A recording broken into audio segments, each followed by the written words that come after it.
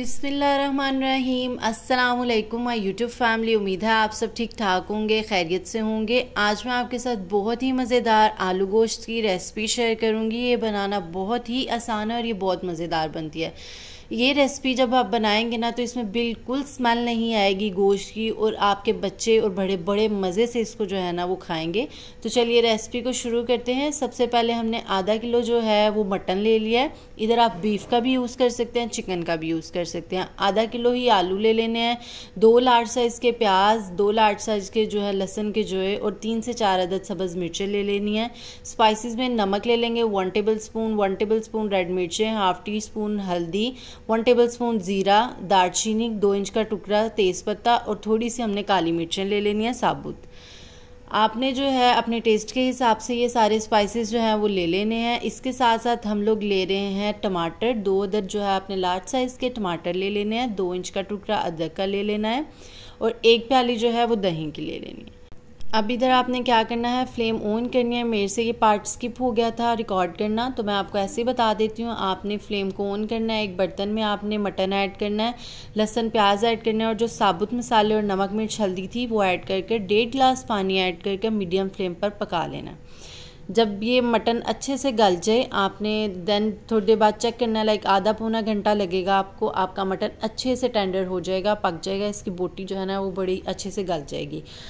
अब इधर जो है ना वो मटन अच्छे से गल चुका है और इसमें थोड़ा बहुत पानी अभी बाकी है, तो मैं फ्लेम को हाई कर दूंगी और इसका पानी जो है हम खुश्क कर लेंगे। पानी जब खुश्क हो जाएगा तो इसमें ऐड करेंगे अब हम ऑयल। 1/2 कप जो है ऑयल ऐड कर लेंगे। जो आप चम्मच यूज़ करेंगे 2 भर भर के ऐड कर लेंगे तो ये 1/2 कप के बराबर होगा। आपने ये ऐड कर लेना है, और अब हम इस मटन की ना अच्छे से बुनाई करेंगे। जितनी अच्छी बुनाई हो सके उतनी अच्छी बुनाई करनी है, और साथ साथ जो अदरक और सब्ज़ मिर्चें थी वो आपने इसमें ऐड कर लेनी है, और आपने मीडियम फ्लेम कर इसकी अच्छे से बुनाई करनी है। मैं आपको हर रेसिपी में बताती हूँ कि जितनी अच्छी सालन की बुनाई की जाए ये उतना ही टेस्टी और मज़ेदार बनता है।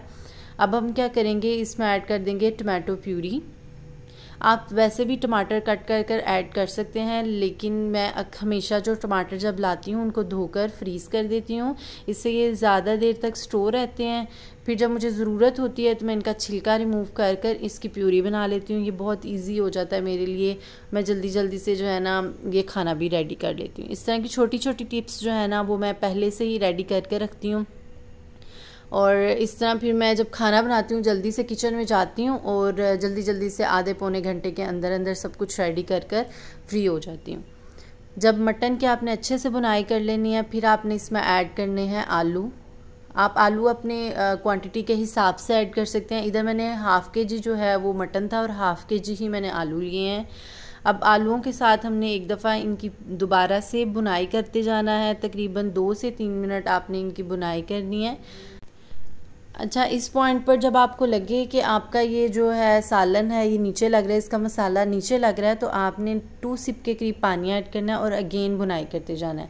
2 से 3 दफ़ा आपने ये प्रोसीजर करना है। इसमें 2 सिप पानी ऐड कर इसकी मीडियम फ्लेम पर बुनाई करते जाना है। देन ही ये बहुत टेस्टी बनेगा। तो अब मैं इसकी बुनाई करती जाऊंगी। 2 सिप पानी ऐड करने के साथ साथ मैं इसकी बुनाई करूंगी, और फिर मैं आपको इसकी लुक दिखाती हूँ कि कितना अच्छा जो है ना भुन गया है।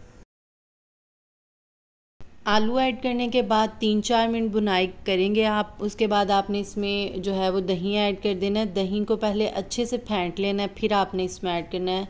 गुठलियों के साथ ऐड नहीं करना। और दूसरी टिप आप ये लाजमी याद रखिएगा कि जब भी दही ऐड करने लगे आपने फ्लेम लो कर देनी है।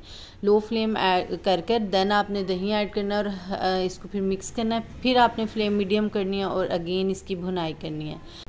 अब हमने इसकी भुनाई तब तक करनी है जब तक दही का पानी जो है वो खुश्क ना हो जाए। दही के पानी के खुश्क होने तक जब इसका ऑयल सेपरेट हो जाएगा, फिर आप देखिएगा कि इसकी लुक कितनी खूबसूरत लगती है।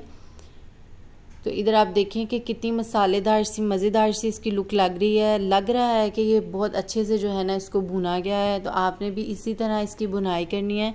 देन इसमें पानी ऐड कर देना है। पानी जो है वो आपने अब जितना आपको शोरबा चाहिए आपने उस हिसाब से पानी ऐड करना है। मैं इधर तकरीबन 1.5 गिलास पानी ऐड कर रही हूँ, और इसको मीडियम फ्लेम पर रखकर अब आपने जो है ना इसमें बॉयल देना है। 1 से 2 बॉयल देंगे पहले, और जब इसमें देखिए हल्का हल्का सा बॉयल आने लग गया, आपने इसमें ऐड करना है गरम मसाला।